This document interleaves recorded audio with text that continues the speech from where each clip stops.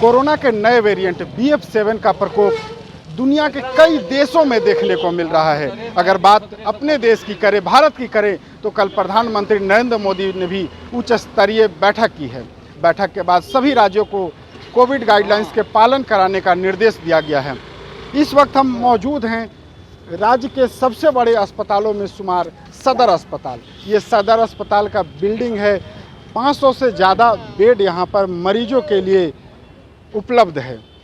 इस अस्पताल के बारे में बता दूं, अगर कोविड के पहले वेव की बात की जाए या दूसरे वेव की, इसे कोविड अस्पताल के रूप में तब्दील कर दिया गया था। इस अस्पताल में जितने भी बेड थे उसे कोविड मरीजों के लिए आरक्षित कर दिया गया था। इस अस्पताल में क्या तैयारियां हैं, इसे हम दिखाने की कोशिश कर रहे हैं। आप तस्वीरों में जो देख सकते हैं, ये है कोविड जांच केंद्र। राज्य के सबसे बड़े अस्पतालों में शुमार राजधानी रांची के सदर अस्पताल में कोविड जांच के नाम पर महज एक जांच हुई है। कल की अगर बात की जाए तो महज 12 से 13 जांच। इस बाबत जब हमने वहां जांच कर रहे हैं कर्मचारियों से पूछा तो उन्होंने कहा कि हमारे पास किट अवेलेबल नहीं है, लेकिन उन्होंने ये कहा कि यहाँ पर पेशेंट आते हैं जांच के लिए। कितने मरीज आ रहे हैं प्रतिदिन जांच के लिए? 15-20 आ ही जा रहे हैं। लेकिन यहाँ पर तो एक भी मरीज का ये नहीं लिखा हुआ है। आज ये फर्स्ट है अभी का। 15 ही 20 आ रहे हैं। हाँ, अभी तो 15-20 आ रहे हैं। पहले लोग मास्क पहन कर आ रहे हैं। हाँ, आपने स्वयं मास्क नहीं पहना है।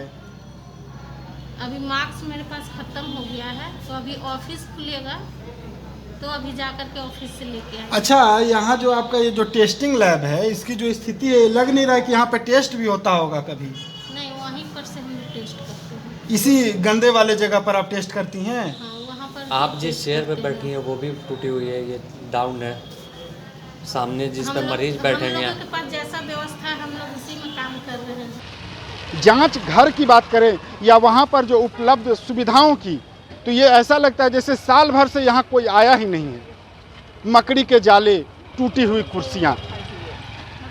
सिविल सर्जन डॉक्टर विनोद से जब हमने इस बाबत पूछा तो उन्होंने कहा कि हमारे पास किट अवेलेबल नहीं है। ये कितनी बड़ी विडंबना है कि कोरोना के तीसरे वेव जो नए वेरिएंट है BF7 से देश सहित दुनिया के जो अन्य देश है वो जूझ रहे हैं। इसका प्रकोप बढ़ता जा रहा है और राजधानी रांची के सदर अस्पताल में जांच के नाम पर ना रैपिड एंटीजन टेस्ट के जो किट अवेलेबल हैं, ना ही रैट के केवल अवेलेबल है, तो वो भी 2 नेट के, वो भी महज 1000। इतना बड़ा अस्पताल और महज 1000 किट। वैक्सीनेशन की बात की जाए तो शून्य है यहाँ पर। कमी है सर किट की यहाँ पर अभी आपके पास? अभी तो नहीं है मेरे पास। अभी किट में सिर्फ ट्रूनेट किट है, जो रैपिड, जब भी एयरपोर्ट स्टेशन में टेस्ट की बात होती है तो हम लोग चाहते हैं कि ज़्यादा से ज़्यादा लोगों को कवर करें। उसके लिए रैपिड एंटीजन किट की ज़रूरत होती है, वो अभी नहीं है हम लोगों के पास। तो उसके लिए डिमांड हम लोग आज भेज रहे हैं और जैसे वो उपलब्ध हो जाएगा वो तुरंत हो जाएगा, उसमें दिक्कत नहीं होती है।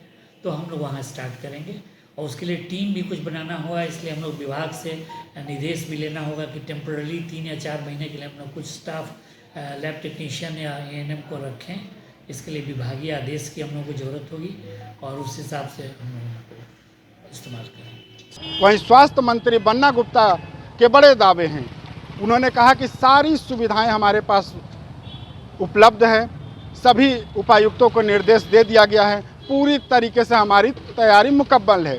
तैयारी क्या है आप हकीकत देख सकते हैं रांची के सबसे बड़े अस्पताल सदर अस्पताल में। निश्चित तौर पर प्रधानमंत्री जी ने हाई लेवल मीटिंग की, अच्छी बात है। चूँकि पूर्व में भारत सरकार ने शुरुआती दौर में कोरोना को बड़े हल्के में लिया था। उसका दुष्परिणाम ये हुआ था कि पूरे देश में स्प्रेड हो गया था कोरोना, और यदि समय रहते हुए अंतर्राष्ट्रीय विमानों को रोक दिया जाता, समय रहते हुए जो हमारे ट्रम्प साहब की यात्रा थी उसको रोक दिया जाता, और कई तरह के यदि उपाय किए जाते, तो देश में कोरोना इतना भयावह स्थिति में नहीं आता। अच्छी बात है कि सुबह का भूला शाम को यदि वापस आ जाए तो उसको भूला नहीं कहते। तो अभी हमारे मनसुख मांडविया साहब अच्छे स्वास्थ्य मंत्री हैं।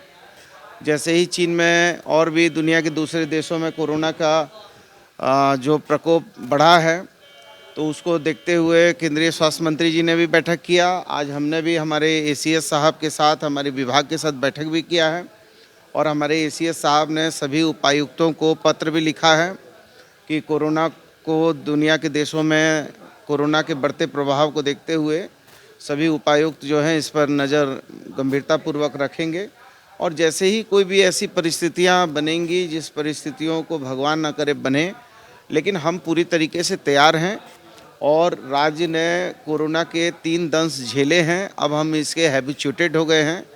जब कोरोना का प्रथम दंश झेला था तब हमारे पास एक भी RT-PCR मशीन नहीं थी।